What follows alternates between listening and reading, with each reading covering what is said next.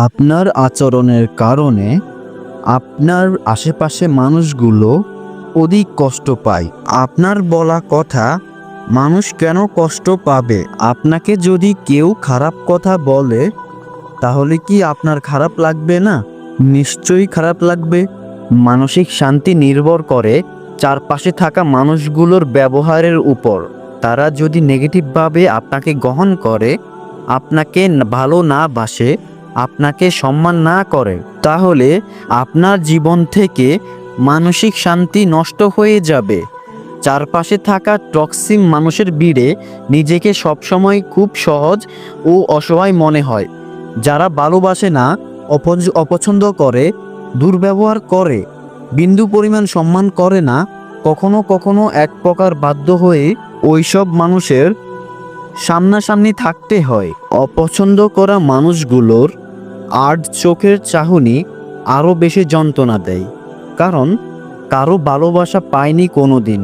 তারা নিজেদের কখনোই সুখী ভাবতে পারে না। একটা মানুষ যখন সব সময় তার চারপাশে সব বিষাক্ত মানুষের সামনাসামনি থাকে, তখন সে মানসিকভাবে ভেঙে পড়তে থাকে। চারপাশে থাকা মানুষের ব্যবহার, আচরণ এবং কথাবার্তার মাঝেও মানসিক শান্তি নির্ভর করে। তারা তীব্র মানসিক যন্ত্রণা ভোগ করে। তাদের আশেপাশে মানুষগুলোর ব্যবহারের জন্যই তারা যন্ত্রণা পায়, কষ্ট পায়।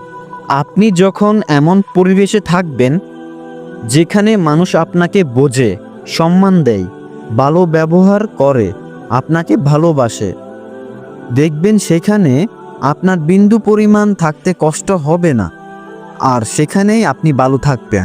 যারা আপনার হাসিকে পছন্দ করে, সব সময় আপনার মঙ্গল চায়, আপনাকে হাসায়, মূলত তারাই আপনার জীবনের আশীর্বাদ হয়ে আসে।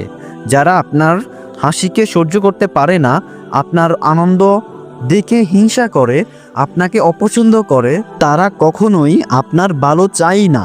পৃথিবীতে সব মানুষই আপনাকে ভালোবাসবে না, আপনার ভালোর কথা চিন্তাও করবে না।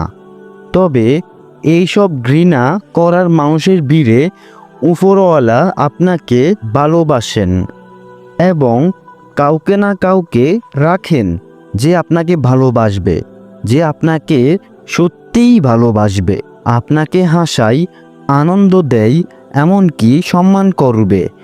হোক সংখ্যায় খুব কম কিংবা একটা মাত্র মানুষ, সেই মানুষটাই আপনাকে জীবনে সুখ এনে দিবে।